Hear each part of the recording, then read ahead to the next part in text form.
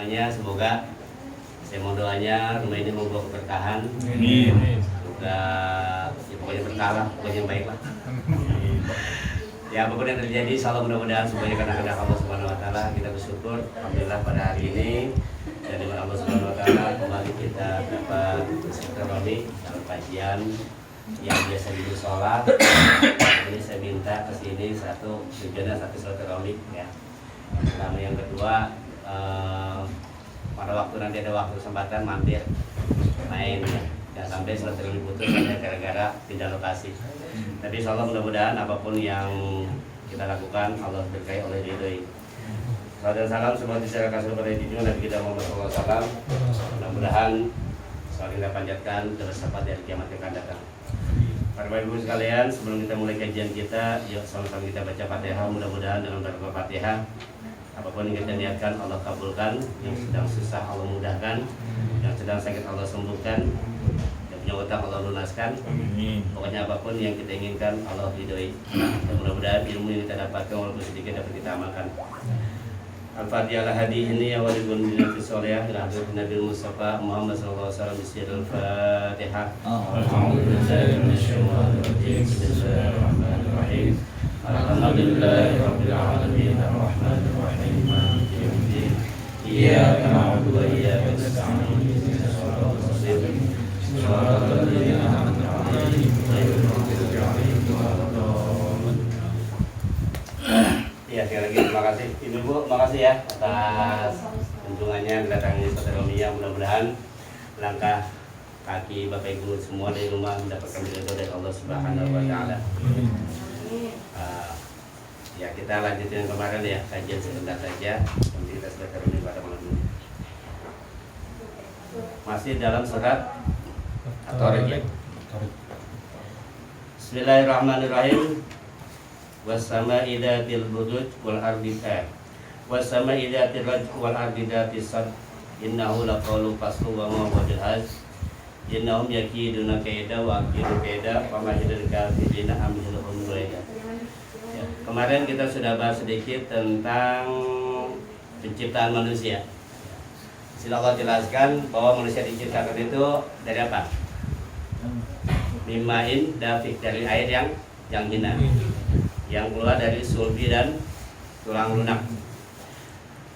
Kemudian kata Allah Subhanahu wa taala dalam firman-Nya, was-sama'i dzatir raj'i, dan demi langit yang memiliki hujan. Roja ini asal katanya kembali. Artinya apa? Maksudnya di bumi ini ada air, ya kan?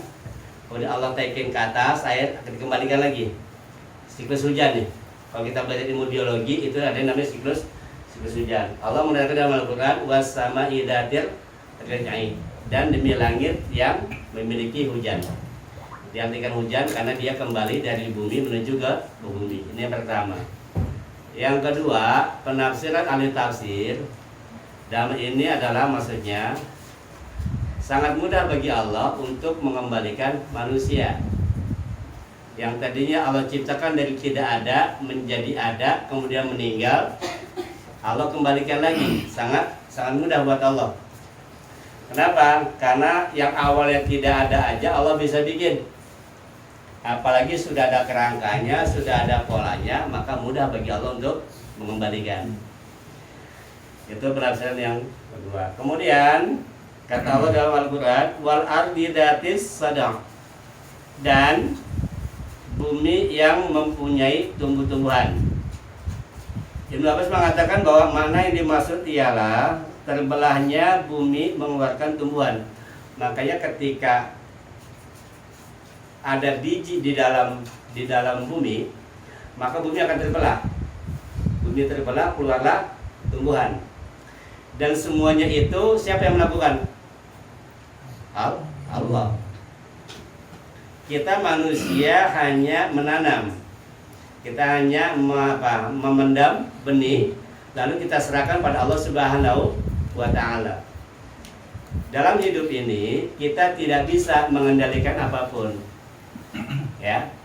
Kita hanya bisa mengendalikan apa yang bisa kita kendalikan.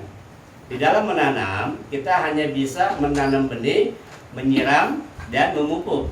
Selebihnya itu kuasanya Allah. Kita nggak punya kendali untuk itu. Karena ada hal-hal di dalam dunia ini yang nggak bisa kita pegang. Ketika kita masuk ke wilayah itu, maka kita sendiri yang pusing. Contoh, kita tidak bisa menahan orang untuk ngomong apapun ke kita. Contoh WA datang ngata-ngatain kita, itu kita nggak bisa kendaliin tuh. Atau orang hina kita, atau orang ngapain kita, itu kita nggak bisa kendalikan. Kenapa? Itu di luar kendali kita. Yang bisa kita kendalikan adalah bagaimana sikap kita ketika ada hal seperti itu. Itu yang pertama. Yang kedua, sesuatu yang nggak bisa kita kendalikan, kita coba ambil, kita akan pusing. Contoh, kita sudah bekerja susah payah, ternyata hasilnya nggak sesuai keinginan, itu di luar kendali kita. Yang bikin manusia pusing, bikin manusia stres adalah kita seringkali memikirkan sesuatu yang bukan wilayah kita. Misalkan, contoh lagi, kita mikir masa depan. Nanti anak gua bagaimana ya, laki gua bagaimana ya, bini gua bagaimana ya. Itu sesuatu yang sangat jauh buat kita untuk kita pikirkan. Kenapa? Umur juga nggak ada yang tahu. Ini kadang-kadang kita terlalu cemas, jadi mikirnya enggak nih. Overthinking, anxiety disorder. Jadi mikirnya enggak. Wah, laki gua nggak pulang-pulang, jangan-jangan. Nah, begitu tuh. Terus pikirin. Sama suami di rumah begitu. Wah, bini gua begini itu tuh. Itu hal-hal yang bikin kita pusing karena itu bukan wilayah kita. Yang bisa kita lakukan apa? Yang bisa kita lakukan adalah apa sikap kita kepada orang. Orang ngata-ngatain kita nggak kena hisab. Yang kena hisab adalah kalau kita katain balik, itu baru kena hisab. Nah, sama di dalam ayat ini itu Allah maksudnya begitu, ya. Di dalam hujan, di dalam menumbuhkan tumbuh-tumbuhan itu kuasanya Allah Subhanahu wa Ta'ala. Maka dulu ada Pak orang stres tuh, dia peternak nih, ternak ayam, ya udah netas mau panen, ternyata ayamnya mati semua. Padahal umpannya bagus, kandangnya bagus. Ada satu yang nggak bisa dikendalikan apa? Ayam itu makhluk hidup pasti ada nyawanya. Yang punya nyawa siapa? Allah. Kalau kita nggak kembalikan ke sana, stres Pak. Sama dengan tumbuh-tumbuhan, sama dengan kita usaha dagang. Tugas kita cuma ngeluarin mobil, cuci, bersihin, pajang, kan gitu Pak Mitra ya? Iya. Nanti selebihnya Allah yang ngirimin pembeli. Jadi dalam hidup ini sesuatu yang memang bukan wilayah kita jangan dipikirin. Itu yang bikin kita pusing, stres. Baik zaman sekarang ya. Zaman media sosial kadang-kadang kita lagi live ada yang komen kagak-kagak, ngata-ngatain kita, ada nggak? Ada. Yang gitu mah udahlah ya, kita nggak bisa mengendalikan keinginan orang. Yang perlu kita kendalikan adalah bagaimana sikap kita ketika mendapatkan hinaan.